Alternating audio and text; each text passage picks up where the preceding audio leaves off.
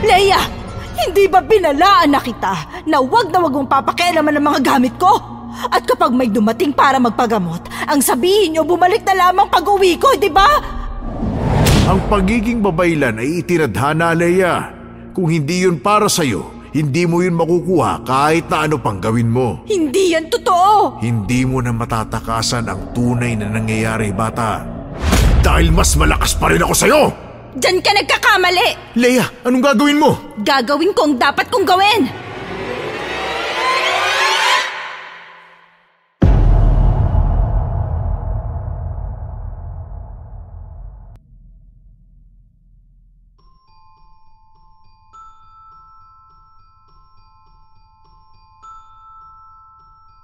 Mayroon talagang mga bagay na kahit gustuhin natin ay hindi pwedeng mapasa atin. Kagaya na lang ng pagiging manggagamot. Isang babaylan kasi ang nanay ko at gusto ko ring maging kagaya niya. Pero palagi niya itong tinututulan dahil hindi raw ako itinadhana para doon. Pero dahil sa katigasan ng ulo ko at sa pagpupumilit na maging kagaya niya, may nangyaring nagpahamak sa akin at sa aking pamilya. Pero imbis na harapin ito, tumakas ako. Akala ko magiging maayos na ang lahat pero hindi pala. Mas lalo akong nalagay sa panganib dahil ang lugar na napuntahan ko ay may mabangis na aswang na kailangan kong harapin. Hukom, Your Honors, ako nga po pala si Leia at ito ang aking kwento. Bago po natin simulan ang kwento ni Leia, sana naman po Your Honors makapag-like, subscribe, comment and share kayo sa video natin. Napakalaking tulong po noon para masuportahan ang channel natin at para makapaglapag pa kami ng mas maraming kwento. Kaya huwag kayong mahihiya, magkwentuhan tayo. Maraming salamat Your Honors.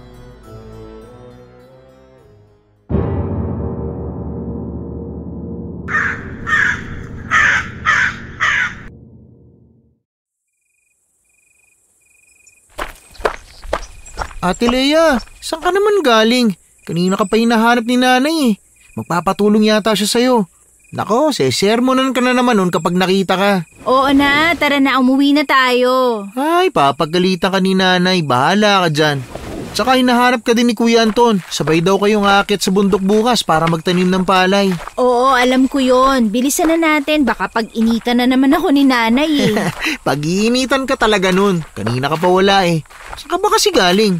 Wala ka na doon. Sus, palagi ka na lang nawawala. Siguro may kinikita kang lalaki, no? Ayaw mo lang sabihin kasi papagalitan ka ni nanay. Susumbong kita, ate. Lagot. Ano ba sinasabi mo? Anong kinikita ka dyan? Walang ganon. Ayoko pa kaya magkanobyo. Sagaba lang yung sa gusto kong gawin. At saka tigilan mo na ako kakaasar mo ha. Baka mamaya maniwala si nanay sa'yo. Eh, saan ka ba kasi pumupunta? Hindi mo man lang ako sinasama. Paano kita isasama? Eh, puro paglalarong inaatupag mo. Ni pagluluto sa bahay, hindi mo kami matulungan ni nanay eh. Grabe ka naman ate. Ako naman ang nag-iigib sa atin ah. Sinumbatan mo pa talaga ako. Eh kasi naman, ang kupad mong kumilos. Oo na. Palibhasa, malaki ka na eh. Oh, nagagalit ka pa talaga ah. Oo na nga, tanggap ko na. Tara na, umuwi na tayo ito eh. Pagkarating ko sa bahay ay kabadong-kabado pa ako dahil alam kong pagagalitan na naman ako ni nanay. Pero laking pasasalamat ko dahil may bisita siya. Masinsinan silang nag-uusap kaya diretso na kaagad ako sa kusina para magluto ng kakainin namin para sa hapunan. Pero alam ko namang hindi ako makakaligtas sa sermon niya kaya inihanda ko na lang din ang sarili ko.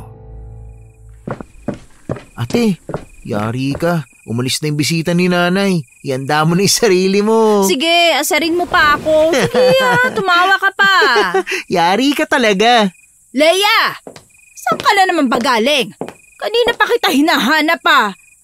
Nay? Ayan kasi. Ikaw talagang bata ka. Kung kailan ka kailangan, dun ka nawawala. Kung saan-saan ka na naman pumupunta. Hindi ka ba marunong magpaalam, ha?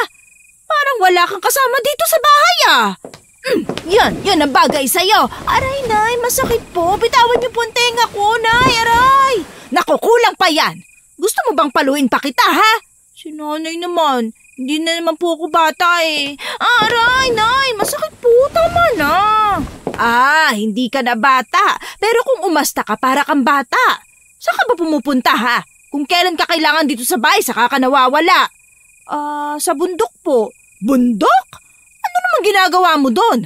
Huwag mong sabihing nagtatanim ka dahil pumunta dito kanina si Anton at hinahanap ka para magtanim ng palay sa bundok. Bukas pa naman po yun eh. Hindi po siya nakasama sa amin kanina dahil may importante po siyang ginagawa. Siguraduhin mo lang, Leia. Dahil kapag nalaman kong naku, lumalandi ka, nakakalbuhin talaga kita. Aray, Nay. Tama na po. Masakit na po eh. Leia, ha? Sinasabi ko sa'yo. Opo. Sakit ng tenga ko. Di naman ako lumalandi. Nay, may sinasabi pa po si Ate Leia. Wala po, Nay. Ikaw talaga sumbongero ka. Mamaya ka, ha? Nay, Sige. Nay! Maghanda na kayo ng hapunan at para makakain na tayo. Kung ano-anong ginagawa nyo dyan. Opo, Nay. Hukom, muli akong napahawak sa tenga ko dahil hindi pa rin nawawala ang sakit nun. Alam kong pulang-pula na naman ang tenga ko ngayon dahil sa pingot ni Nanay. Hindi naman kasi talaga ako lumalandi. Wala naman sa isip ko yun, no? Kaya lang naman ako nawawala dito sa bahay ay dahil may sikreto akong ginagawa na hindi pwedeng malaman ng kahit na sino. Palihim ko kasing pinag-aaralan ang pagiging babaylan. Hindi ko kasi alam kung bakit hindi ako napagkalooban ng ganong kakayahan eh. Samantalang si Nanay ang husay-husay, lalo na sa panggagamot. Nay, hindi ka pa po ba matutulog? Hindi pa. Mauna ka nang matulog. Marami pa akong aayusin dito sa mga gagamitin ko bukas. Nay, bakit po ba ayaw niyo akong turuan maging kagaya niyo? Gusto ko rin po kasing maging babaylan. Hindi ba sinasabi ko na yan sa'yo? Ang pagiging babaylan ay hindi basta-basta natututunan. Ito ay binibigay ng langit sa karapat-dapat. Kahit hindi mo pag-aralan, kusa itong lalabas sa kakayahan mo. Kaya huwag ka na mag-aksaya ng panahon dahil darating ang araw, kung ikaw man ay may kapalaran na maging babaylan, magiging babaylan ka.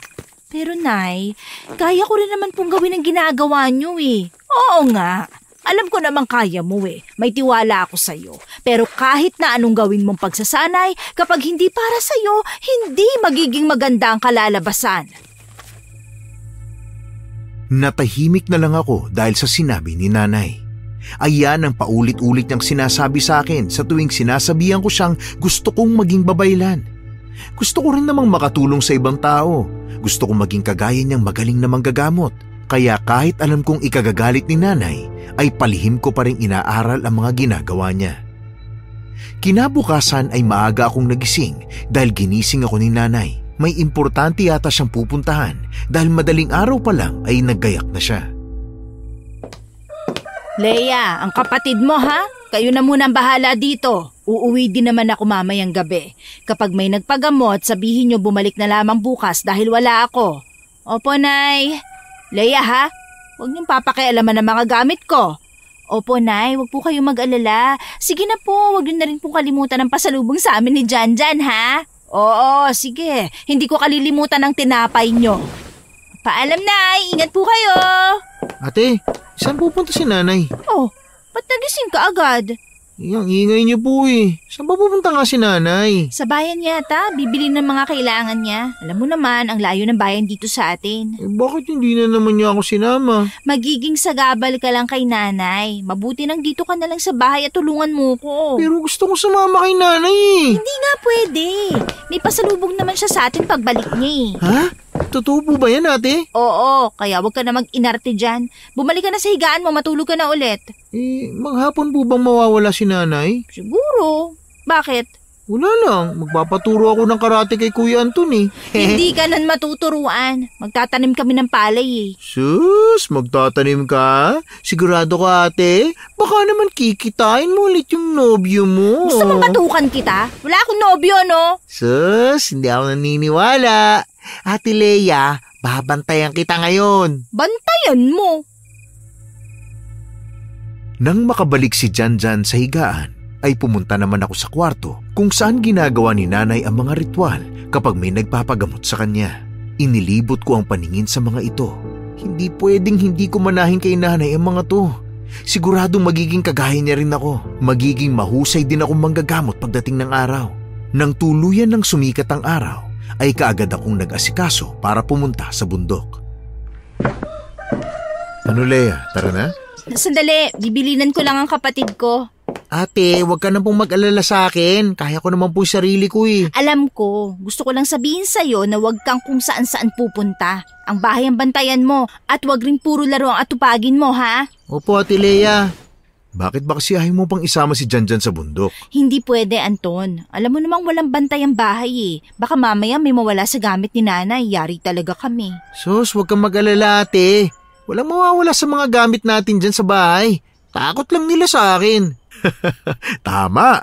O, Janjan, gamitin mo yung tinuro ko sa yung mga karate moves, ha? Yung ba mga ganito, kuya? Ate Lea, tingnan mo to. Wata! Oo, kapag talaga nabalian ka ha, may patambling-tambling ka pang nalalaman dyan. Magaling ka nga talaga, Janjan, ha? Syempre naman. Ikaw nagturo sa akin, Kuya Anton eh. Ayan, dyan kayo magaling na dalawa. O, dyan, sige na, mauna na kami. Sige ate, ingat. Hukom, hahakbang na sana kami ni Anton para pumunta sa bundok. Pero nang paalis na kami, ay bigla namang may nagmamadaling lumapit sa amin at hinahanap si nanay. Dala nito ang kanyang anak na walang malay. Kabadong-kabado ako dahil wala ngayon si nanay. Pero ang sabi nito, kailangan ng magamot ng bata dahil kagabi pa daw mataas ang lagnat nito. Ilang beses ko rin namang sinabi sa kanya na wala si nanay, kaya hindi magagamot ang bata. Wala akong nagawa kundi papasukin ito sa bahay kung saan ginagamot ni nanay ang mga may sakit. Your Honors, sigurado naman akong magagamit ko yung mga pinagsanayan ko ng palihim dito eh. Ito na rin siguro yung tamang pagkakataon para mapatunayan kung kaya ko ring maging manggagamot kagaya ni nanay. Uy ate, anong ginagawa mo? Hindi ba sinabi ni nanay na pabalikin na lang sila mamayang hapon pag uwi niya? Dyan, hindi na natin mahihintay pa si nanay. Tingnan mo, umiiyak ng nanay ng bata. Wala rin siyang malay. Kailangan niya ng magamot. Kung hihintayin pa natin si nanay, baka kung ano pa mangyari sa bata. Tayo pa ang sisihin dahil hindi natin kaagad tinulungan. Pero ate, wala ka naman pong alam sa paggagamot ah. Meron dyan. Magtiwala ka. Kaya kong pagalingin ng bata.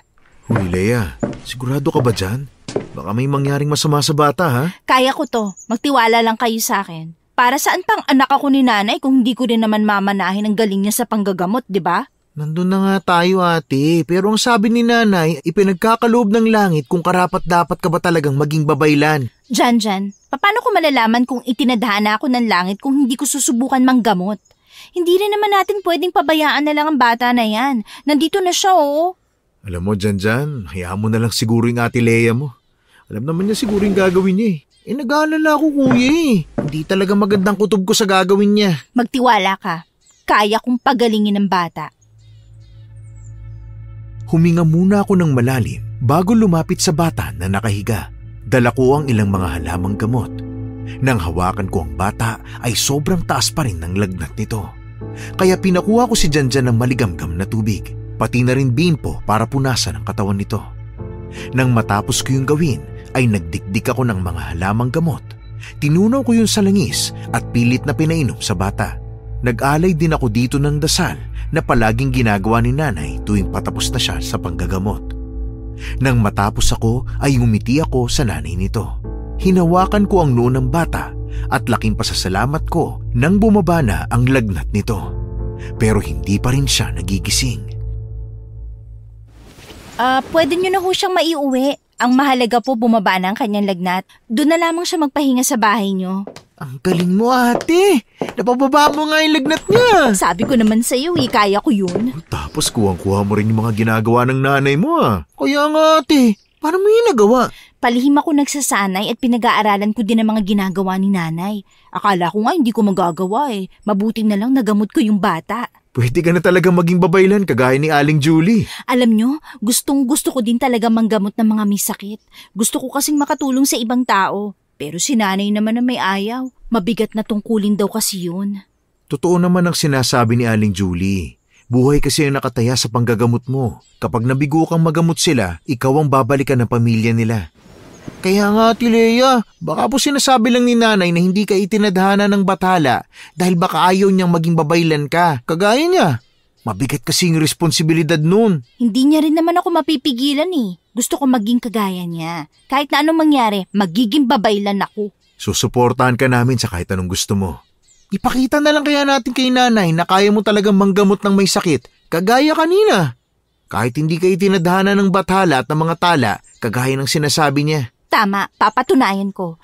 Pero iniisip ko din, baka itinadhana na ako ngayon. Kasi hindi naman ako makakapagpagaling kung hindi, di ba? Tama ate, baka nagbago na ang plano nila para sa'yo. Sana talaga, kasi gustong-gusto ko talagang gayahin si nanay eh. O siya, ngayong wala nang magpapagamot, pupunta na ba tayo sa bundok? Hindi na muna siguro ako sasama, Anton. Baka may biglaan na naman dumating eh. Kailangan ko silang tulungan.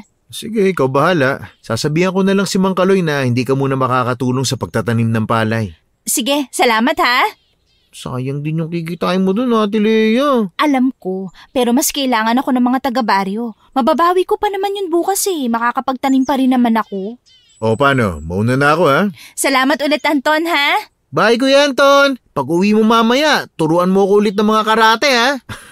Oo ba? Pero ate, nagugutom na ako eh. Kain muna tayo. Ikaw talaga, puro ka nalang kain, tapos mamaya maglalaro ka na naman. Sige na ate, kumain na tayo. Busog pa ako, kumain ka na dun. Saktong pagkalis ni Anton, ay bigla na lang may sumugod sa bahay na may sakit. Kagaya ng ginawa ko nung una, ay siya rin ang ginawa ko ng sumunod. Hanggang sa dumami na nga sila. Natuwa naman ako dahil maraming papuri ang nakuha ko sa kanila. Ang iba ay sinabi pang magiging kagaya ako ni nanay na magaling manggamot. Sobrang natuwa ako sa mga sinasabi nila. Mas lalo tuloy ako nasasabik na sabihin kay nanay na nagawa kong magpagaling ng may sakit. Pagsapit ng hapon ay pareho kaming pagod ni Janjan dahil siya ay nagiging kasambahay ko sa tuwing may pinapakisuyo ako sa kanya. Sana naman po Ate Lea, wala nang dumating no? Parang mas marami pang nagpapagamot sa'yo kaysa kay nanay. Ano ka ba? Kailangan pa rin nating tulungan kapag may dumating ulit. Ay, alam ko naman po yun. Pero pati ako napapagod sa'yo ate. Pasensya na. Ang mahalaga, naging katuwang kita sa panggagamot. Nasasabik na talaga akong sabihin kay nanay na marami tayong natulungan ngayon. Siguradong matutuwa si nanay sa atin pagbalik niya. Sigurado din ako. Ikaw na talagang magiging kapalit ni nanay sa susunod. 2 na kayong babaylan dito sa baryo natin. Sana nga, Janjan. Sana. Ilang saglit pa ay dumating na rin si nanay. Masaya kaming lumapit sa kanya para tulungan siya sa mga bitbit niya. Aba, ang saya nyo ah. Anong meron? Nay, hindi ka maniniwala sa sasabihin namin. Ha? Kaya nga po, Nay. Bakit? Ano ba yun?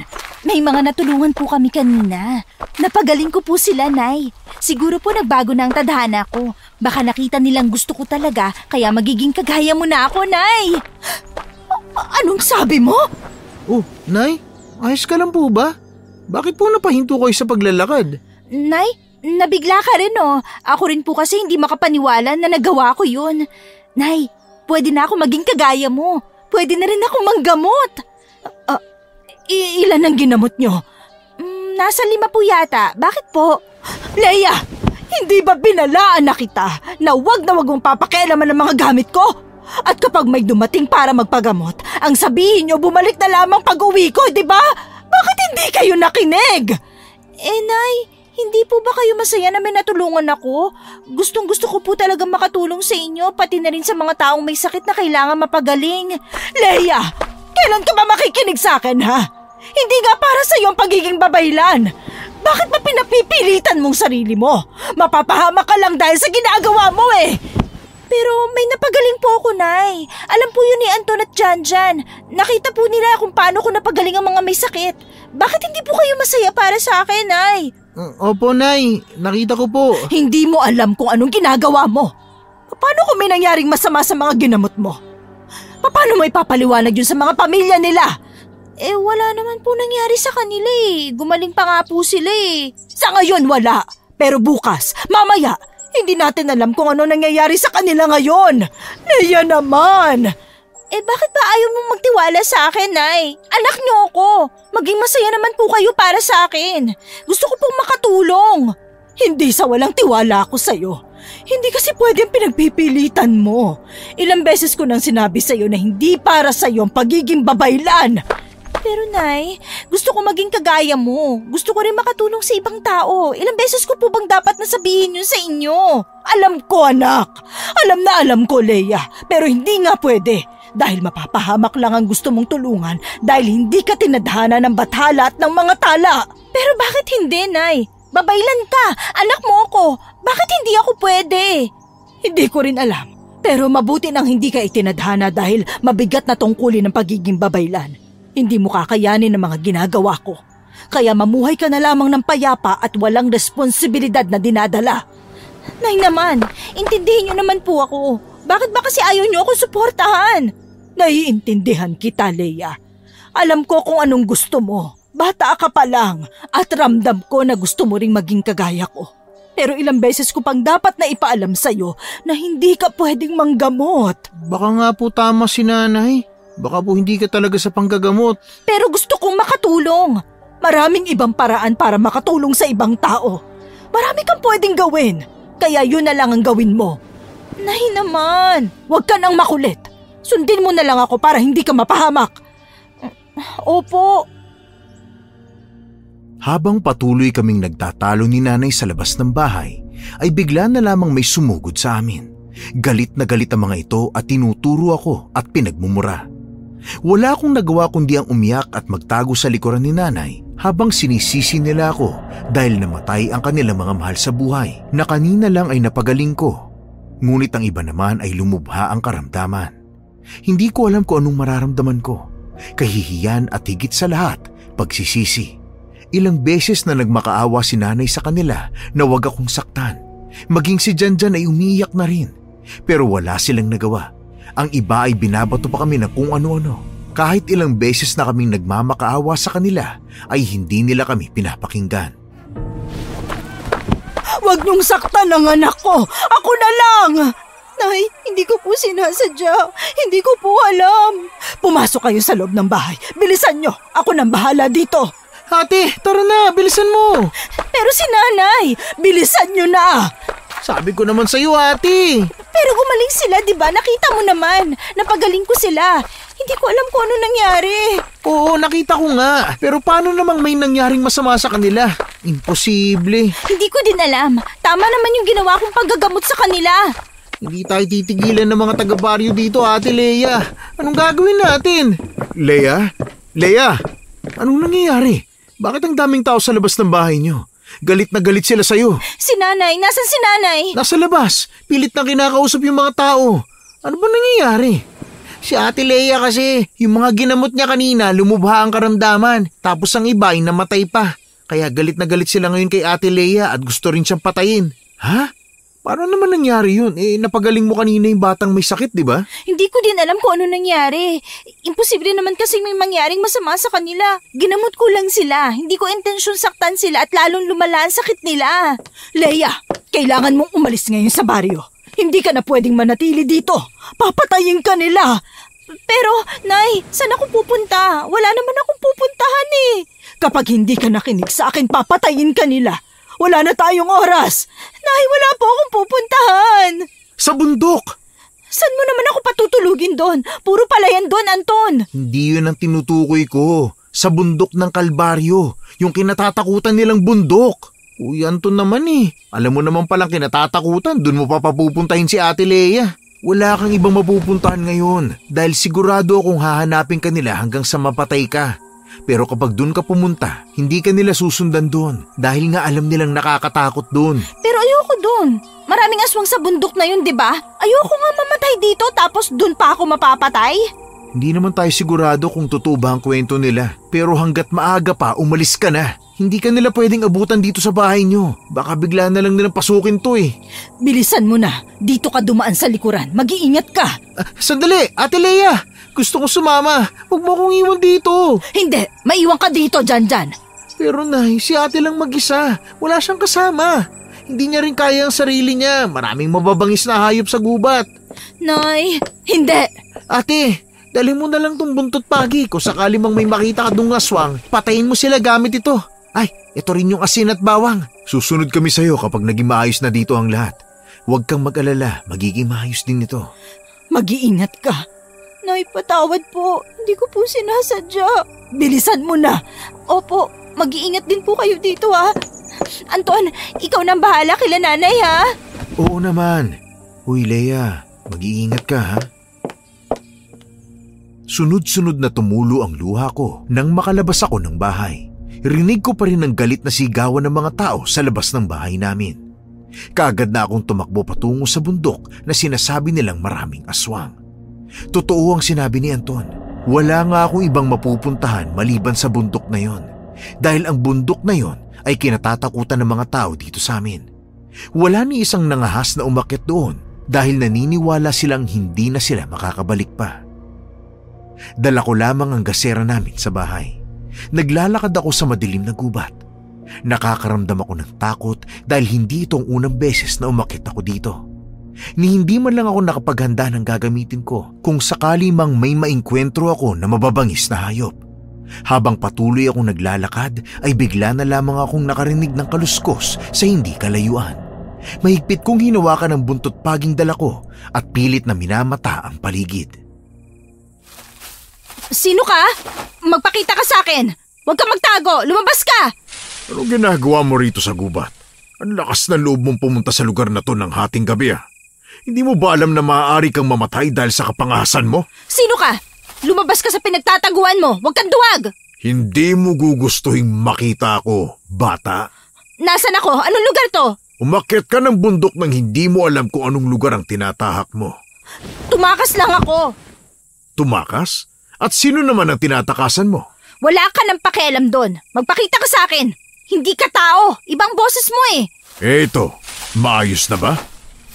Lumabas mula sa likuran ng puno ang isang lalaking matanda lang ng kaunti kay nanay. Kung kanina lang ay malaki at boses halimaw siya, ngayon naman ay maayos ang kanyang boses. Isa ng normal na tao. Sa tingin ko naman ay hindi ka kalaban. Maaari ko bang malaman ang pangalan mo? Leia. Leia ang pangalan ko. Leia. Kay gandang pangalan. Ano bang may tutulong ko sa'yo?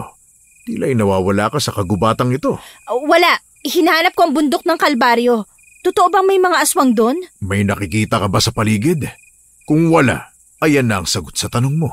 Nasa bundok na ako? Kanina pa. At sa tingin ko'y wala kang matutuluyan. Tama ba, Leia? Tama. Dahil hindi ko rin naman alam kung saan ako pupunta. Akala ko kasi walang naninirahan sa bundok na ito na normal na tao. Akala ko puro aswang lamang nakagaya ng kwento sa aming baryo. Hindi ko alam na sikat pala sa baryo nyo ang tirahan namin. Kinatatakutan. Kaya pala halos wala ng taong pumupunta rito para lang mangahoy o kumuha ng makakain. Kung hindi totoo ang mga kwento nila, bakit nabuo ang kwento na yun sa baryo at wala ni isang nangahas na umakyat dito? Dahil mahihina ang mga tao. Konting kwento lang ay natatakot sila. Sumunod ka sa akin, Leia. Doon ka na muna magpahinga sa tahanan ko. Mas ligtas ka doon kaysa dito sa gubat. Maraming mababangis na hayop dito. O kaya naman yung sinasabi mong mga aswang. Hindi naman siguro masama kung magtitiwala ako ngayon, diba? Wala ako ibang mapupuntahan at matutulugan. Hindi mo kailangang sumama kung natatakot ka at walang tiwala sa akin. Sasama ako! Yan, magaling. Tayo na. Ano bang mga kwento ang naririnig mo tungkol sa bundok na ito? Bukod sa maraming mababangis na hayop, marami din daw ditong naninirahan na iba't ibang klase ng aswang. May namumuno daw sa kanila at kung sino man taong umakyat dito, hindi na nakakabalik pa. Wala pa rin pinagbago. Masasama pa rin ang kwento tungkol sa tirahan namin. Mga tao nga naman. Minsan ka na rin bang nanirahan sa baryo namin? Bakit parang alam mo ang mga bagay na ginagawa namin doon? Oo, pero dahil sa nangyari noon, kinamumuhian ko na ang mga tao. Kaya naisip kong dito na lang manirahan. Swerte ko lang dahil may ibang tao rin palang naninirahan dito. Ibig sabihin, hindi totoong aswang ang naninirahan dito? Hindi. Tignan mo naman ako, tunay na tao. At siguro maganda na rin na nabuo ang kwento na yon para hindi na kami guluhin dito sa bundok. Tahimik na kaming namumuhay rito at hindi rin namin kailangan pa ng mga tao sa baryo na ito. Masaya na kami sa kung anong meron kami dito sa bundok na ito. Pero mababait naman ang mga tao sa baryo namin. Kung mababait sila, hindi ka tatakas, tama? Tingnan mo, natahimik ka. Ibig sabihin may ginawa ka sa kanila na hindi nila nagustuhan. Tama ba ako? Opo. Kung ayaw mong magkwento, ayos lang. Pero handa akong makinig kapag handa ka na rin. Huminto kami sa paglalakad nang nasa pintuan na kami ng hindi gaanong maliit na bahay. Sakto lang para sa isang tao. Pumasok ka na, Leia. Huwag ka na mahiya. Isipin mong sayo rin ang bahay na ito. Pasensya ka na kung maliit, ha? Hindi, ayos lang po. Ano, nagugutom ka na ba? Gusto mo bang kumain? Meron po ba? Oo naman. Sandali, kukuha kita. Bakit po kung titingnan sa labas, maliit lang ang bahay nyo, pero kapag nasa loob, ang laki na? Dahil ang bahay ko ay nasa ilalim, hindi sa ibabaw. Kumain ka na muna. Napatingin naman ako sa plato na kanyang inilagay sa harapan ko. Ang laman noon ay nilagang kamote at saging. Huwag kang mag-alala. Hindi kita lalasunin. Hindi ako masamang tao. Hindi ko naman po iniisip yon. Salamat po sa pagkain. O sige, ngayon magkwento ka na. Ang totoo po niyan, ang tinatakasan ko talaga ay ang mga tao sa baryo namin na nagpagamot sa akin. Gustong-gusto ko po kasi talaga maging manggagamot. Pero ang sabi ni nanay, hindi ako itinadhana ng bathala para maging kagaya niya. Pero nagawa ko po magpagaling ng mga may sakit. Bakit galit sa'yo yung mga tao sa baryo? Akala ko lang po pala yun. Lumubha po kasi ang mga sakit nila. At ang iba namatay. Kaya ako ang sinisisi nila sa nangyari. Kahit na ang gusto ko lamang tumulong kagaya ni nanay na isang mahusay na manggagamot. Siya, kumain ka na. Dahan-dahan ko nang sinubo ang kamote. Napapatingin naman ako sa lalaking nasa harapan ko dahil sabik na sabik itong nakatingin sa akin. Hinihintay niyang kainin ko ang pagkain na ibinigay niya. Pero hindi rin ako nagduda dahil gutom na rin ako. Pagkatapos mong kumain, magpahinga ka na. Salamat po ulit. Ano nga po palang pangalan niyo? Tawagin mo na lang akong June. O kaya naman ay Tio June. Sige po, Tio June. Kagaya ng sabi niya ay kaagad na akong nagpahinga matapos kumain. Pero habang tumatagal ay nararamdaman kong sobrang init ng katawan ko. Pawis na pawis ako at parang uhaw na uhaw. Gusto ko ring hubarin ang suot kong damit dahil sa sobrang init. Hindi ko maintindihan kung ano ang nangyayari sa akin. Para rin akong gutom na gutom kahit katatapos ko lang namang kumain. Nararamdaman mo na ba? Anong ginawa mo sa akin? Hindi ba galit ka rin sa mga tao sa baryo nyo? Wala akong sinabing ganyan. Ang sabi ko, tinataguan ko sila. Ganun na rin yun, Leia. Pare-pareho lang sila. Wala silang pinagkaiba sa mga taong nakilala ko. Kahit gustuhin man nating tumulong, tayo pa rin ang nagiging masama. Kaya panahon na para gumanti tayo sa kanila. Anong ibig mo sabihin? Leia, isa ka ng ganap na mandurugo. Mandurugo? Isang uri ng aswang. Oo, tama ka, Leia. Ang bundok na ito ay maraming aswang at isa ko sa kanila. Ngayon, isa ka na rin sa amin. Hindi pwede. Wala ka nang magagawa. Kauri ka na namin. Ang pagkain kinain mo kanina ay may laway ko para maging ganap ka na ring aswang. Hindi! Pagsapit ng 12:00 ng gabi, kusa kang magpapalit ng anyo kagaya ko. Kailangan mong pag-aralan ang pagiging aswang para mabuhay ka, Leia. Hindi pwede. Hindi ako pwede maging aswang. Hindi ko to gusto. At bakit? Gusto mo pa rin maging manggagamot kagaya ng nanay mo? Hindi ka ba naniniwala sa sinasabi niya? Ang pagiging babaylan ay itinadhana, Leia. Kung hindi yun para sa'yo, hindi mo yun makukuha kahit na ano pang gawin mo. Hindi yan totoo. Hindi mo na matatakasan ang tunay na nangyayari, bata. Kung ako sa'yo, tanggapin ko na lang ang mga nangyayari. Wala ka ring mapupuntahan pa dahil ang tunay na aswang ay maraming kaaway. Hindi! Uuwi na ako! Sige, subukan mong lumabas ng bundok na ito.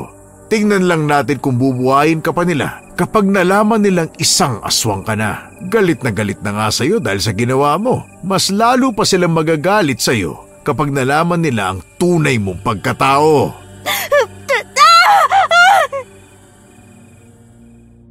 Napasigaw ako sa sobrang sakit ng likod ko na para bang may tumutubo doon kung ano. Maging ang mga kamay ko ay nag-iiba na rin ng itsura. Nagkakaroon na ito ng mahahabang kuko na kulay itim. Pinagmasdan ko rin ang kabuuan ko. Ang mga buhok ko ay mahaba at tunay ngang nagpalit ng anyo.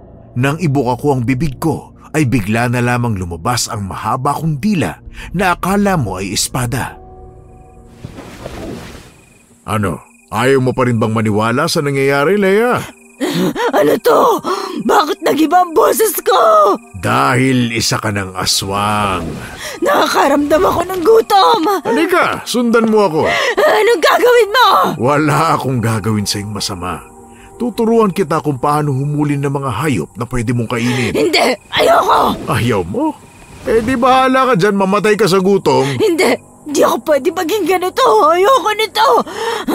Paano ito matanggal? Hindi na matatanggal yan, Leia.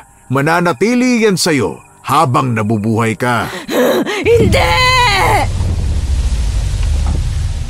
Nagulat ako nang bigla na lang humangin ng malakas, dahilan para lumipad ang ilang mga gamit sa loob ng bahay ni Tio Jun.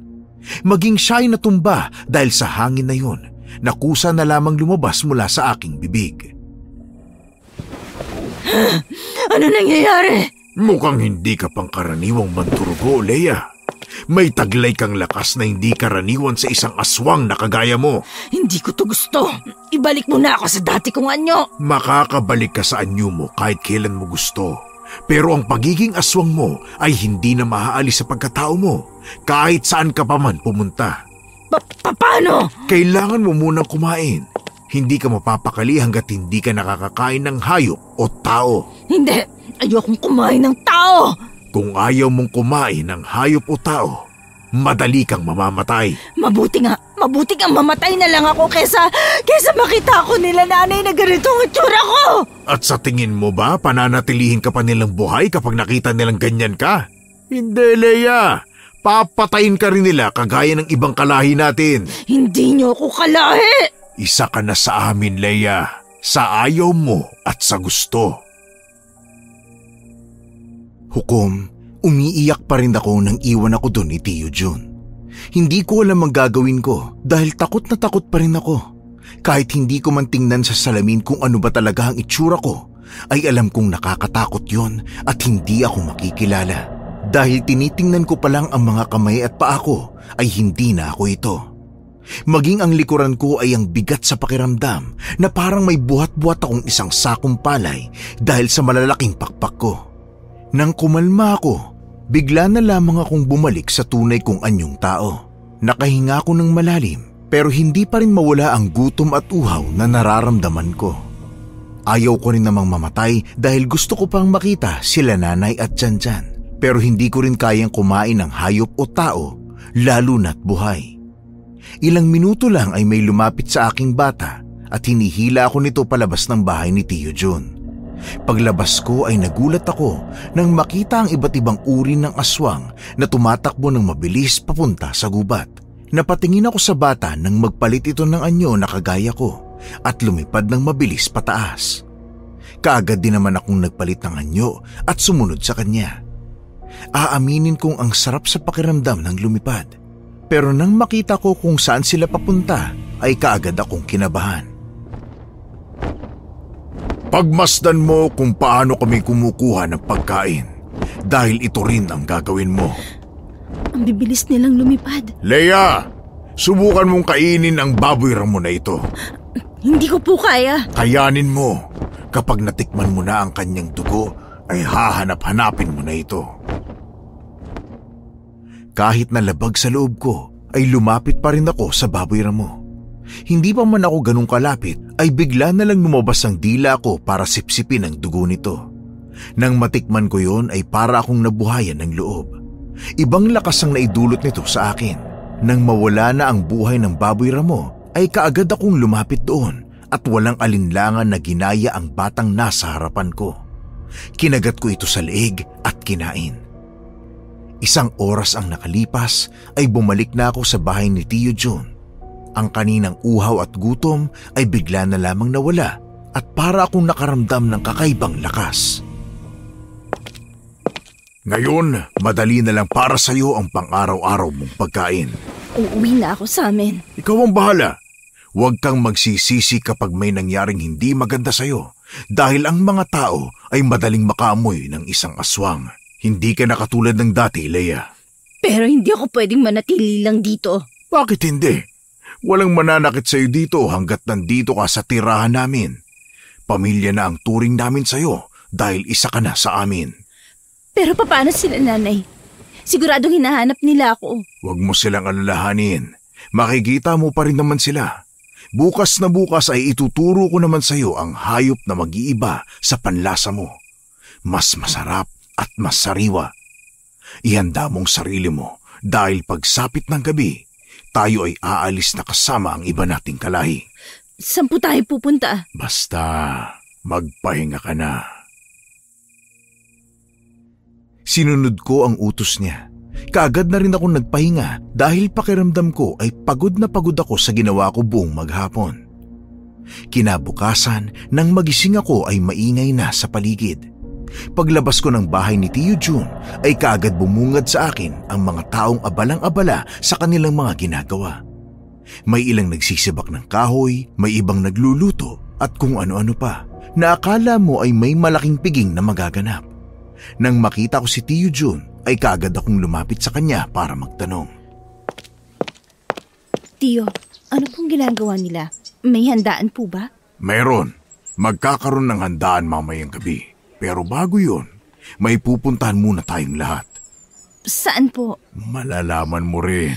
Pwede po ba wag na akong sumama? Gusto ko na pong umuwi sa amin. Hindi ba sinabi ko na sa'yo, hindi ka na pwedeng umuwi sa inyo dahil papatayin ka ng mga tao doon kapag nalaman nilang aswang ka? Hindi ka na rin tatanggapin ng pamilya mo. Hindi po ganun si Nanay at Janjan. Tatanggapin pa rin po nila ako. Huwag ka nang makulit. Bumalik ka na lang dun sa bahay. Napaisip naman ako sa mga sinabi ni Tio Jun sa akin. Totoo bang papatayin ako ng mga tao sa amin kapag nalaman nilang aswang na ako? Pero parang pinaniniwalaan ko na din si Tio dahil hindi pa man ako aswang ay gusto na nila akong patayin dahil nakagawa ako sa kanila ng hindi maganda. Baka nga hindi talaga ako pwede maging babaylan. Baka hindi ko talaga kapalaran ang pagiging manggagamot kagaya ni Nanay. Pero kahit na ganun, gusto ko pa rin makatulong sa ibang tao. Gusto ko pa rin maging kagaya ni Nanay kahit na hindi ako manggagamot. Pagsapit ng gabi ay nagtipon-tipon ang mga kasamahan ni Tio. May nangunguna na sa kanila kaya sumama na lang ako kay Tio Jun. Nang banggitin nito na ang pupuntahan namin ay ang baryo na pinanggalingan ko, ay kinabahan ako agad. Hindi ko magawang kumprontahin si Tio Jun dahil natatakot akong baka hindi nila ako pasamahin. Nang isa-isa nang nag-aalisan ang mga aswang, ay kagad kong nilapitan si Tio Jun.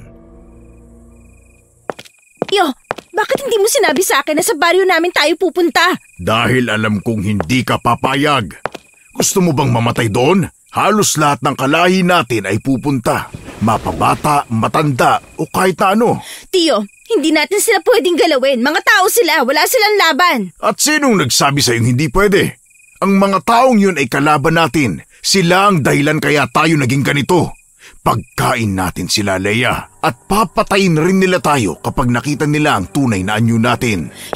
Hindi sila pagkain. Wala silang laban sa atin. Wala silang alam. Meron, Leia. Kaya nila tayong patayin. Ang turing nila sa atin ay kalaban. Kailanman hindi nila tayo ituturing na kakampi. Kaya kung ayaw mong mamatay sa gutom at patayin nila, lumaban ka at tingnan mo kung paano natin sila papatayin. Walang kasing sarap ang dugo at laman loob nila. Sariwa at mabango. Hinding-hindi mo makakalimutan ang lasa nito. Bagkus ay hahanap-hanapin mo. Hindi, kahit na anong sabihin mo, hindi ako papatay ng tao. Hindi mo yan masasabi, Leia. Huwag kang magsalita ng tapos dahil hindi mo pa alam kung anong mangyayari kapag nagkaharap na ang mga tao at ang mga kalahi natin. Hindi naman nila kayo sasaktan kung hindi nyo sila sasaktan eh. Tumigil ka na! Nakita mo naman si Pinuno kanina, hindi ba? Galit na galit siya sa mga taksil. Kaya kung ayaw mong mamatay dito, sumunod ka na lang. Wala akong nagawa kundi ang sumunod sa kanya. Matapos niyang magpalit ng anyo, ako naman ang sumunod. Sinundan ko lang siya sa paglipad. Nakakaramdam ako ng kaba sa pwedeng mangyari sa baryo namin dahil wala silang kaalam-alam na susugod kami. Matapos kaming lumipad ay nakarating na kami sa baryo. Puro sigaw at iyakan kaagad ang narinig ko. Mabilis akong tumakbo sa bahay namin pero naunahan ako ni Tio Jun. Tio, wag! At bakit? Ako nang bahala sa kanila. Ipaubaya mo na sa akin to. Nay! Nandiyan na sila! Sige. Janjan! Isara mo ang mga bintana! Halos maiyak ako dahil sa sobrang pag-aalala para sa kanila. Hindi ko man lang magawang humakbang papalapit sa bahay. Naririnig ko ang mga sigaw ni Nanay at ni Janjan. Habang ang ibang aswang naman ay walang awa na hinahabol at kinakain ang mga taong walang malay. Maya-maya pa ay nakaramdam ako ng sakit sa aking likuran. Nang lumingon ako ay nakita ko si Anton na galit habang nakatingin sa akin. May dala siyang buntot pagi at asin na sa tingin ko'y isinaboy niya sa akin. Ayaw ko siyang labanan pero dahil hindi naman niya ako kilala at isa kong aswang ay desidido siyang patayin ako. Kuya Anton, sa likuran mo! Ano pang ginagawa mo dyan? Bakit hindi ka lumalaban? Gusto mo ba talagang mamatay, ha?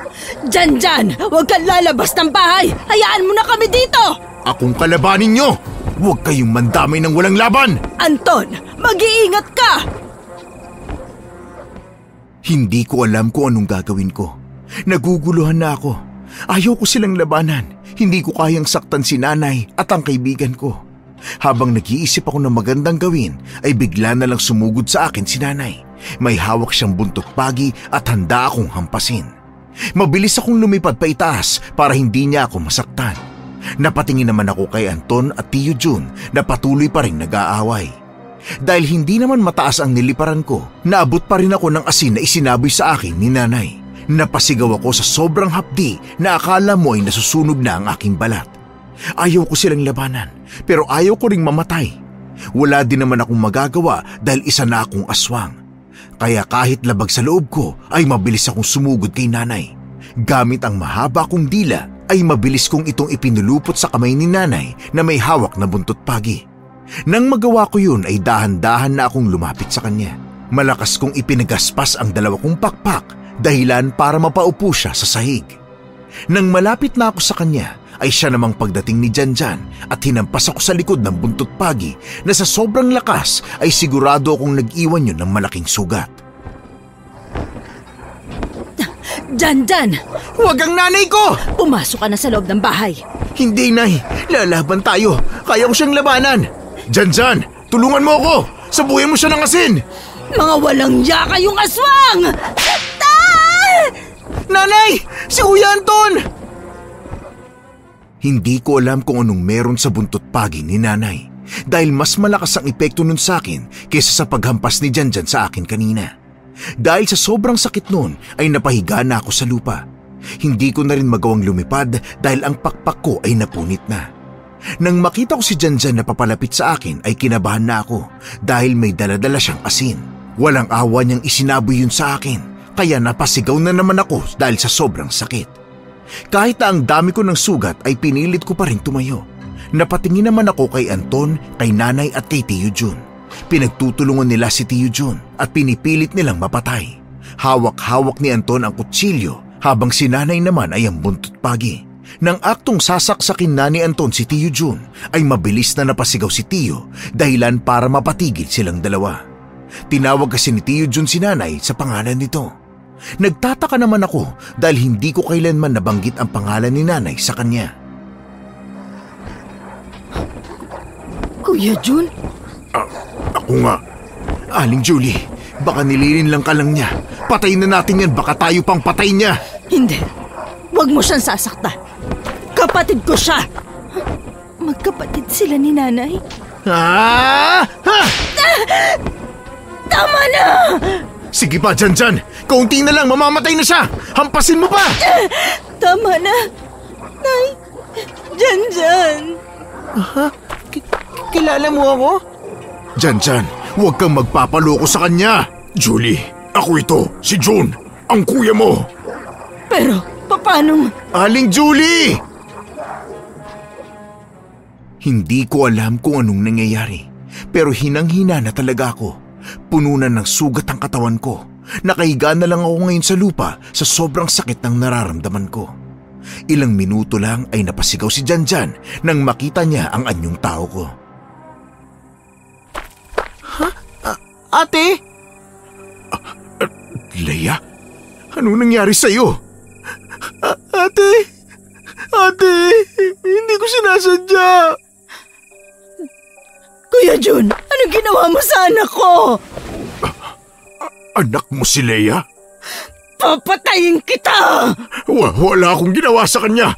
Hindi ko alam na anak mo siya. Walang yaka! Ang sama mo! Ikaw ang masama. Pinabayaan mo ko.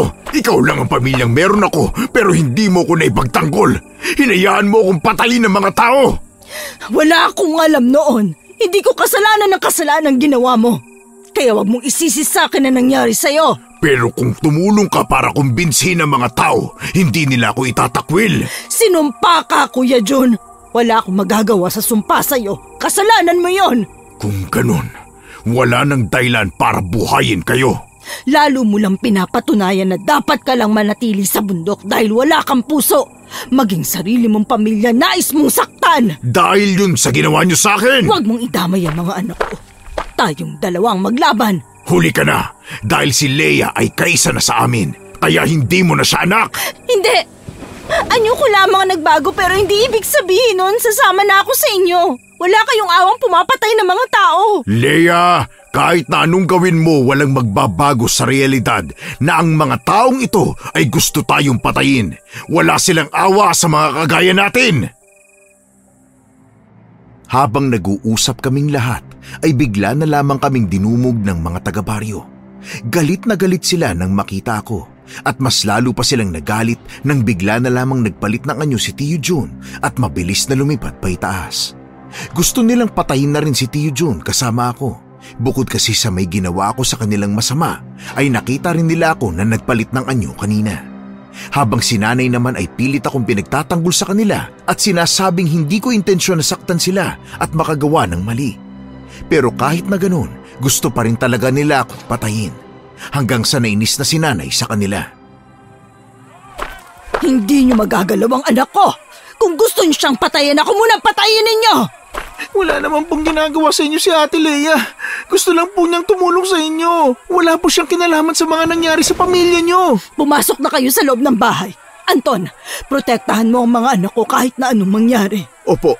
Huwag mo nga hayaang makuha sila ni Jun, lalo na si Leia. Nanay, hindi po sasapat ang mutya na dala niyo para matalo si Tio Jun. Kung mamarapatin niyo po, tutulong po ako sa inyo. Huwag na kayong makulit. Pumasok na kayo sa loob ng bahay bago pa kayo makuha ng mga taga-baryo. Bago pa man ako matulungan ni Anton at Janjan na makatayo, ay bigla na lamang lumipad papunta sa akin si Tio Jun. Dahil hindi nakahanda ang dalawa, ay mabilis na kaming hinampas ng kanyang pakpak. Pero hindi nagpatalo si Janjan.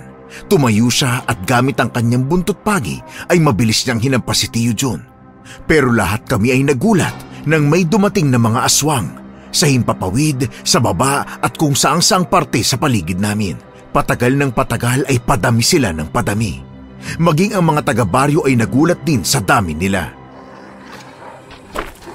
Bakit ang dami nila? Dahil dito sila sa baryo nagparami ng lahi. Marami na silang nabiktima. Dahil balang araw, kami na ang maniniraan sa baryo na to. Hindi na namin kailangan magtago pa sa bundok para lang mabuhay. Hindi mangyayari yan. Wala na kayong magagawa. Hindi nyo kami kaya dahil normal lang kayong mga tao. Yan ang akala mo. Hindi lahat ng tao ay mahina. Nagkakamali ka ng akala. Tama na. Umalis na kayo sa baryo na to. Nay, yung kwintas mo, nagliliwanag. Lahat kami ay napatingin sa kwintas ni nanay nang umilaw yun na sobrang nakakasilaw. Napapikit ako dahil sa lakas ng liwanag nun.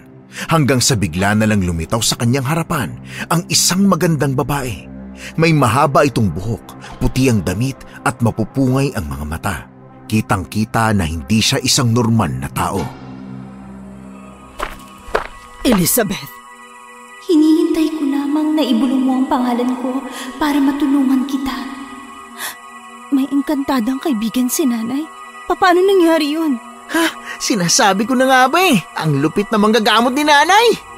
Kilala mo ba siya, Leia? Hindi. Ngayon ko lang siya nakita. Tumawag ka pa talaga ng kakampi, ha? Hindi rin naman yan mapapantayan ang lakas naming lahat. Mahihina pa rin kayo. Huwag mong maliitin ang kakayahan ko. Isang aswang ang susugod sana sa amin. Hindi namin yun namalayan kaya mabilis itong nakalapit. Pero naging mabilis pa rin ang engkantadang nasa harapan ni nanay. Dahil kahit hindi nakaharap ang aswang sa kanya, ay naramdaman niya ito. 2 malalaking baging ang bigla na lamang lumabas sa lupa para hulihin ang aswang. Lahat kami ay nagulat. Kita ko naman ang takot sa ibang aswang na nakakita noon dahil nagutay-gutay ang katawan ng aswang na nahuli ng baging. Napatingin naman ako kay Tio Jun nang bigla itong sumigaw. Ano? Tutunganga na lang ba kayo dyan? Patayin niyo na sila! Nay, Ate, anong gagawin natin? Ang dami nila! lalaban tayo. Hindi tayo magpapatalo sa kanila. Leia, malalakas sila at ang dami nila. Walang-wala kung ilan na lang tayo ngayon. Huwag kayong matakot. Hindi nyo dapat sila katakutan. Magtiwala kayo sa mga sarili nyo. Matatalo natin sila. Kasama niyo ako sa laban na to. Makakaasa kayong mapapatay natin silang lahat. Hindi sila dapat maghari sa baryong ito. Tutulong ako sa inyo, Nay. Kahit na isa na akong aswang, hindi mababago nun ang kagustuhan kong tumulong sa mga tao. Tunay ngang napakabuti ng iyong puso. Hindi ka dapat patayin, Leia. Hindi kayo patas! Ang dali sa inyong magdesisyon para kay Leia na huwag siyang patayin. Samantalang ako, nakuha ko ng lumuhod at magmakaawa sa inyo noon. Hindi nyo pa rin ako pinakinggan. Sinumpa nyo pa rin ako at itinapon na parang hindi ka dugo. Hindi namin gustong gawin yun sa'yo. Ikaw ang pumili ng iyong tadhana. Sana'y hindi ko na lamang kayo naging kadugo. Ang sumpa sa'yo ay nararapat lamang sa kasalanang iyong ginawa. Hindi ka dapat naging makasarili. Naging gahaman ka sa salapi, Kuya Jun. Hindi mo na naisip na may pamilya ka pa. Hindi pa rin yun sapat na dahilan para isumpa nyo ako at itakwil. Anong hindi sapat na dahilan? Marami kang nilinlang na tao para sa pansarili mong kapakanan. Hindi mo na naisip ang pamilya mo. Ang parusang ipinataw ko sa iyo ay naaayon lamang sa ugaling mayroon ka ngayon. Imbis na gawin mo tong aral ay hindi mo ginawa. Mas pinili mong maghiganti kaysa magbago. Nay! Sa likod nyo! Ate, dito ka lang sa likod namin ni Kuya Anton. Leia, huwag kang aalis sa tabi ko. Hindi nyo kami matatalo! Ha! Tingnan natin! Mabilis na pinagaspas ni Tio Jun ang kanyang mga pakpak na naging sanhi ng matinding hangin papunta sa amin. Habang si Janjan naman ay mabilis na lumayo sa amin ni Anton at pumunta sa likuran ni Tio Jun kahit nasa taas ito. Habang tumatawa si Tio Jun dahil sa hangin na kanyang ginagawa, si Janjan naman ay mabilis na sinabuyan siya ng asin paitaas, dahilan para mapahinto ito. Napasigaw ito dahil sa sakit na ginawa sa kanya ni Janjan, habang si Nanay naman ay ginamit niya ang pagkakataon para tumalon ng mataas sa tulong ni Anton. Ginawa niyang patungan ang likuran ni Anton. Gamit ang kanyang buntot pagi na may mutya ay mabilis niyang hinampas si Tio Jun. Bumagsak naman ito sa lupa at yun ang naging hudyat para sa iba pang mga aswang na sumugod sa amin. Kaagad naman ako nagpalit ng anyo at mabilis na lumipad pa itaas para labanan ang mga lumilipad ding mga aswang. Anton, protektahan mo ang nanay at kapatid ko! Mag-iingat ka, Leia. Bumalik ka sa amin ng buhay, naiintindihan mo? Pangako. Kuya, nasan si ate? Ako to, Janjan. Huwag ka matakot sa akin. Ate! Mag-iingat kayo! Leia! Sa itaas mo! Aling Julie, yung kapatid niyo po, tumatayo na siya. Ako nang bahala sa kanya. Lagi niyong tatandaan na mas malakas kayo kaysa sa kanila. Kaya magtiwala kayo sa sarili niyo. Tulungan po natin si Nanay. Hindi na niya po yan kaya na mag-isa. Sige, ako na ang bahalang tumulong kay Leia. Janjan, sabuyan mo ng asin na sino maglalapit sa atin. Leia, bumaba ka dito sa amin! Ano pong gagawin niyo? Ipapatikin ko lang sa kanila kung gaano kalakas ang kapangyarihan ko. Ipinagdikit ng engkantada ang kanyang 2 kamay. Ilang saglit ay umilaw yon at unti-unti na namang lumabas mula sa ilalim ng lupa ang mga ugat at baging na nagpagulat sa mga aswang na papunta sa amin. Isa-isa silang kinuha ng mga ugat at pinilipit at dahan-dahan silang nawalan ng buhay. Ang galing! Kuya Anton, tingnan mo! Leia, ayos ka lang ba? Si Nanay! Julie, akala mo ba matatalo mo ako? Hindi mo ako mapapatay dahil mas malakas pa rin ako sa'yo! Diyan ka nagkakamali! Leia, anong gagawin mo? Gagawin ko ang dapat kong gawin! Kuya Anton, kailangan ko ng buntot pagi mo pati ng asin. Sasabuyan ko ulit sila sa kanilang likuran. Hindi, Delikado. Hawak niya ang nanay mo. Dito ka lang, Janjan. Hayaan mo na ako. Hindi pa ako tapos sa mga ito.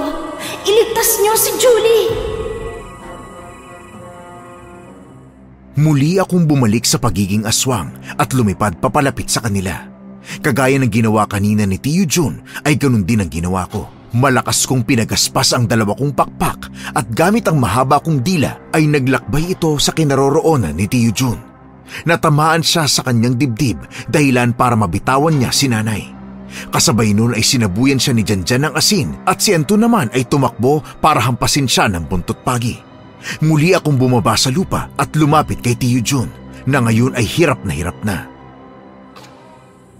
Nagsisisi ako, nagtiwala ako sa'yo. Ginawa mo akong halimaw! Dahil yun ang nararapat. Hindi mo ako kagaya! Wala kang puso! Makasarili ka! Anak, tama na yan! Hindi, Nay. Kailangan niyang mamatay dahil sa kanya naging ganito ako! Hayaan mong ako na ang gumawa sa kanya ng kamatayang hindi niya makakalimutan hanggang sa kabilang buhay. Ha? Nagsialisa na yung mga aswang! Hindi pa tayo sigurado. Marami pa silang nagtatago sa bundok na yon. Tama ba, Leia? Hindi ako sigurado. Pero kung meron man, hindi natin sila guguluhin. Hindi din naman sila maglalakas ng loob na muling pumunta dito dahil halos lahat sa kanila napaslang na. Nagulat kaming lahat nang bigla na lang lumipad pa itaas si Tio Jun. Mas mabilis kaysa kanina. Maging ang engkantada ay hindi siya nagawang mahabol. Alam naming lahat na hindi pa tapos ang laban. Alam niyong hindi ako talunan. Uubusin ko kayong lahat! Janjan, lumapit ka sa amin! Hindi rin ako papayag na maubos mo kami! Papatayin kita! Hindi mo ako kaya, Leia! Isa ka ng batang aswang na walang alam! Hindi mo pa ako lubos na kilala. Marami ka pang kailangan malaman sa akin bago mo ako husgahan. Tandaan mo, ako ang naging dahilan kung bakit ka naging aswang. At hindi ko yun ipagpapasalamat sa'yo dahil masama kang aswang! Ah! Yuko! Leia! Ano nangyayari? Nang sumigaw ako ng malakas ay parang nawalan ng balanse si Tio Jun. Kaya mabilis akong lumipad papunta sa itaas at mabilis na pinulupot sa kanyang katawan ang aking dila. Pilit ko siyang hinihila pababa para matulungan ako nila nanay. Pero mas malakas siya kaysa sa akin. Talagang gusto mong mamatay, ha? Tingnan natin. Masyado kang mayabang! Sabuyan natin siya ng asin! Huwag! Matatamaan ang anak ko! Tinanggal ko ang dila sa kanyang katawan dahil nasasaktan na ako sa ginagawa niya. Kaagad niyang dinilaan ang mga sugat niya para maghilom ito. Nang matapos siya ay kaagad siyang sumugod sa akin pero mabilis akong lumipad pababa para hindi niya ako maabutan. Dahil hindi niya ako mahuli ay lumipad siya pababa at mabilis na pumunta sa kinaroroonan ni Janjan. Hindi naman nakahanda si Anton dahil sa hangin na nanggagaling sa pakpak ni Tio Jun. Tulong! Kinuha niya ako! Ibaba mo ako, aswang ka! Ibaba mo ang kapatid ko! Ibaba mo ang bata kung ayaw mo pumasok sa katawan mo ang mga baging na ito! Sige, subukan mo. Tingnan natin kung makita niyo pang buhay ang batang ito. Walang yaka talaga! Ate! Anak! Alisin mo ang mga baging na yan kung gusto mo pang mabuhay ang batang to. Alisin mo na, pakiusap! Wala ka talagang malasakit sa pamilya mo! Wala na sa akin ang tinuturing kong pamilya, Leia. Wala na sila! Kuya, ibaba mo na ang anak ko. Kuya? Hindi! Ipaparamdam ko sa'yo kung paano mawalan ng anak! Wag! Dahil sa takot kong saktan niya talaga si Janjan, ay mabilis akong lumipad patungo sa kanila. Gamit ang dila ko ay hinampas ko siya sa kanyang braso, kung saan niya hawak-hawak si Janjan. Nagtagumpay naman ako dahil nabitawan niya si Janjan. Akala ko'y tuluyan ng babagsak sa lupa si Janjan, pero nagawa siyang saluhin ng mga baging sa tulong ng engkantada. Pagkatapos ay mabilis akong sumugod papunta kay Tio Jun. Wala na akong pakialam kung masaktan pa niya ako dahil ang mas mahalaga sa akin ay ang kaligtasan nila nanay. Gamit ang pakpak ko ay hinampas ko siya dahilan para bumagsak siya sa lupa. Mabilis namang sumugod sila Anton at nanay para hagupitin siya ng buntot pagi. Tumulong na rin ang engkantada at pinulupot sa kanya ang mga baging. Hindi niyo ako mapapatay! Tama na! Tigilan mo na kami! Ako na ang bahala sa kanya. Hindi na siya makakawala sa mga baging at ugat ng puno na yan. Ate! Anak, ayos ka lang ba? Wala ka bang sugat? Nay, ayos lang po ako. Alam mo bang alalang-alala kami sa'yo? Hindi namin alam kung saan ka hahanapin. Susunod na nga sana kami sa bundok eh. Kaso bigla naman ganito ang nangyari. Oras na para mamaalam ka sa mga pamilyang pinagtaksilan mo, June. Kailanman, wala na akong tinuturing na pamilya. Kuya, masaya ako nakita kitang muli. Pero hindi ko nahihilingin pa na makita kita ulit. Napakasama mong kapatid, Tio! Matapos kong sabihin yon, ay tumawa si Tio Jun ng malakas. Pero hindi rin yun nagtagal dahil 2 malalaking baging ang lumitaw mula sa lupa at walang awang pumasok sa kanyang katawan hanggang sa mawalan siya ng hininga. Habang si nanay naman ay iyak ng iyak at hindi magawang tingnan ng kanyang kapatid na unti-unting bumabaon sa lupa. Leia, malayo pa ang iyong lalakbayin. Mabuhay ka ng matagal. Hindi na kami pwedeng manatili dito sa baryo, tama ba? Sa palagay ko, Nay, dapat na akong umalis dito at manatili na lamang sa bundok kung saan ako nanggaling. Hindi kayo patatahimikin ng mga taong nandito sa baryo kung kasama niyo ako. Kung hindi ka nila kayang tanggapin, mabuti pang umalis na lang din kami sa baryong ito. Sasama kami sa iyo ni Janjan. Kung ano ang inyong pasya ay malugod kong tatanggapin. Kailangan ko nang magpaalam sa inyo. Maraming salamat sa tulong niyo, Encantada. Sandali po. Wala na po bang lunas sa pagiging aswang ni Ate Leia? Ikinalulungkot kong sabihin, pero wala na tayong magagawa sa kalagayan ng ate mo. Pero may kapangyarihan po kayo. Nagawa niyo pong patayin yung mga aswang. Tama ka, pero wala akong kakayahan na muling ibalik sa pagiging tao ang isa ng aswang. Pero... Janjan, hayaan mo na. Marahil ito talaga ang kapalaran ko.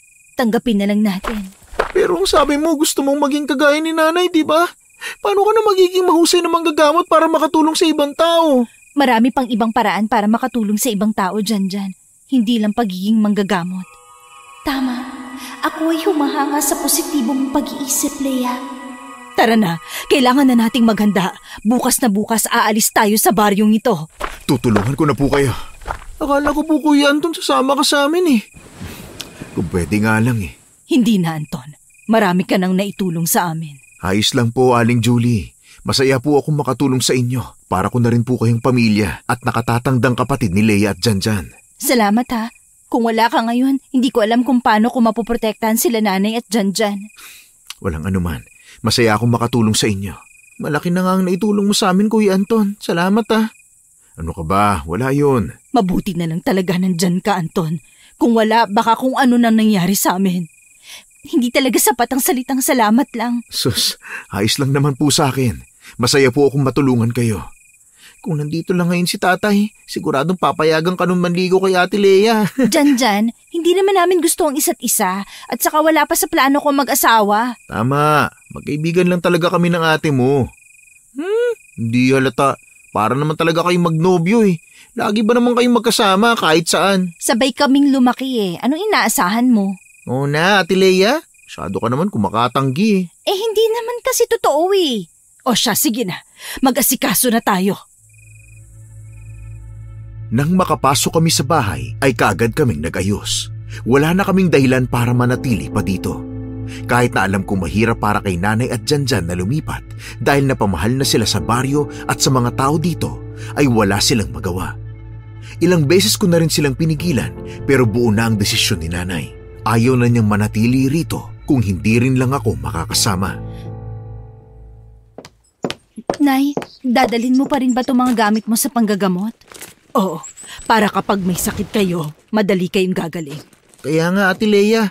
Tsaka malay mo, may mga tao dun. Tapos kailangan si nanay. Hindi matutulungan pa rin natin sila. Sa bagay, mamimiss ko tong bahay natin. Dito na kayo lumaki. Di naman po lumaki si ate eh. Ganon! Biro lang, tati naman oh. Maganda na rin na makaalis na tayo dito para hindi tayo guluhin ng mga tao. Hindi ko man lang nagawang magpaalam sa mga kaibigan ko. Pwede naman magpaalam ka muna. Hindi na ate. Alam naman siguro nila kung anong nangyari sa atin eh. Pero mas maganda pa rin kung makapagpaalam ka sa kanila. Huwag na muna kayong lumabas. Baka kung ano pang gawin nila sa atin. Tama si nanay. Dito na lang ako. Kinabukasan ay kagad kaming naglakad paakyat ng bundok kung saan ako pumunta. Wala na kaming nadatnang mga aswang sa lugar na yon. Tahimik na ang lugar kung saan ako panandaliang nanatili. Kaninong bahay ito, Ate Lea? Kay Tio Jun, dito niya ako pinatuloy nun. Dito rin niya ako pinakain ng kamote na may laway niya. Kaya naging aswang ako. Patawad, Leia. Kasalanan ko kung bakit ka nagkaganyan. Nay, wala po kayong kasalanan. Ang totoo niyan, ako nga po ang dapat humingi ng paumanin eh. Dahil sa akin, hindi ka na po makapanggamot sa baryo. Hindi mo rin naman yun kasalanan. Kung gusto pa nilang magpagamot, kailangan nilang umakyat dito sa bundok. Tama, sila pong dapat lumapit sa atin. Nay, tanggap niyo pa rin naman ako kahit aswang na ako, di ba? Oo naman, anak kita eh. Kaya nga, Ate Lea, huwag ka pong mag-alala. Sasama ako sa iyo kapag manghuhuli ka ng hayop. Hindi, ano ka ba namang bata ka? Biro lang naman po, Nay. O siya, tulungan niyo na akong ayusin tong bahay na to. Simula ngayon, dito na tayo titira. Wala namang mga aswang dito, ate. Hindi ako sigurado, pero kung meron man, hindi rin naman nila tayo magagalaw. Sige na. Nay, may tanong pala ako sa'yo. Ano yun? Bakit ang seryoso mo? Paano ka nagkaroon ng kaibigang engkantada? Wala ka naman po nababanggit sa amin. Oo nga po, Nay. Alam niyo, ang astig po ng kapangyarihan niya eh. May mga ugat po siyang napapagalaw at yung mga baging ang galing. Yun ba? Siya ang nabigay sa akin ng mutya. Matagal na yun. Minsan ko kasi siyang natulungan sa gubat. Kaya bilang pasasalamat binigyan niya ako ng mutya at naging bantay ko na siya. Palagi niya akong tinutulungan kaya kaagad ko rin siyang nahingan ng tulong nung kailangan ko na. Bakit hindi niyo po sinabi sa amin? Nilihim ko talaga yon dahil baka bigla na lang kumalat. Baka isipin ng mga tao na baliw tayo kasi hindi naman sila naniniwala doon. Oo nga po, kahit nga po sa mga aswang hindi sila naniniwala. Naniwala lang sila nung sinaktan na sila. Gusto ko rin po magkaroon ng ganong kaibigan.